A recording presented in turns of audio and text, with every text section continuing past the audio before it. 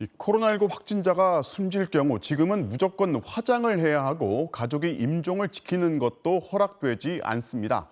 하지만 확진자의 시신이 감염을 일으킨다는 과학적 근거가 없다는 게 세계보건기구의 입장입니다. 정부가 단계적 일상 회복에 맞춰 이 확진자 장례 지침을 고치기로 했습니다. 김성현 기자입니다. 코로나19 사망자의 시신이 밀봉된 관에 실려 화장장으로 향합니다. 병실에서 나올 때부터 특수 처리된 비닐팩으로 2차 밀봉을 마쳐야 비로소 운구가 가능하고 수의를 입힐 수도 염습을 할 수도 없습니다. 시신을 밀봉한 뒤 화장하는 것도 임종 시 입회를 허락하지 않는 것도 모두 감염 확산을 막아야 한다는 이유 때문입니다. CCTV로만 뭐 발치해서 봐야 되는데 손 한 번 못 잡아주고 몇 시간도 안 돼서 화장이 됐다는 게 슬프고. 먼저 화장한 뒤 장례를 치르게 하는 건 에볼라 때부터 적용돼 메르스를 거쳐 코로나19 초기 때까지 이어져온 국제 지침입니다.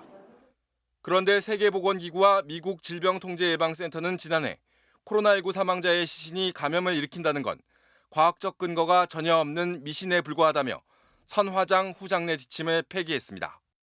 사망을 하게 되면 그렇게 되면 이제 숙주가 죽은 거잖아요. 사실은 바이러스는 더 이상 기능을 하지 못하게 돼요. 그렇기 때문에 코로나로 사망한 자는 더 이상 감염을 일으킬 수가 없어요. 세계보건기구에 따르면 임종 후 영안실에서 가족이 참관할 수 있고 다만 손으로 만지는 것만 안 됩니다.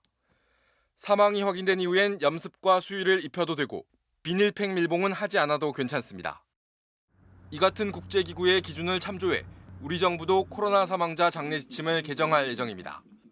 장례 지침에 대한 개정의 필요성이 계속 제기가 돼서 빠른 시일 내에 정리해서 장례 관리 지침을 개정하고 안내해 드리도록.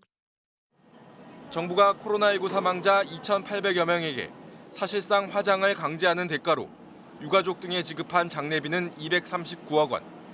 이제는 이 돈을 유가족 위로금으로 전환하거나 다른 용도로 사용해야 한다는 지적에 대해서도 정부는 지침을 보완하겠다고 밝혔습니다.